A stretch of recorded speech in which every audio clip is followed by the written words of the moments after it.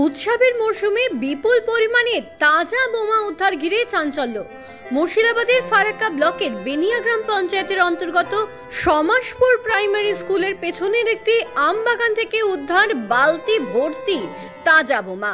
জানা যায়, শনিবার সকালে ওই এলাকায় একটি পারিবারিক ঝামেলার তদন্ত করতে গিয়ে পুলিশের নজরে পড়ে একটি বালতির কাছে যেতেই নজরে আসে বোমা।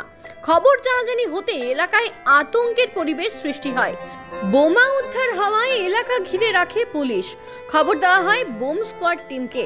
তবে একটি প্রাইমারি স্কুলের পেছনে আমবাগান থেকে এরকম বোমা কারা মজুত করে রেখেছিল, কী উদ্দেশ্যে রেখেছিল তা তদন্ত করে দেখছে ফারাক্কা থানার পুলিশ।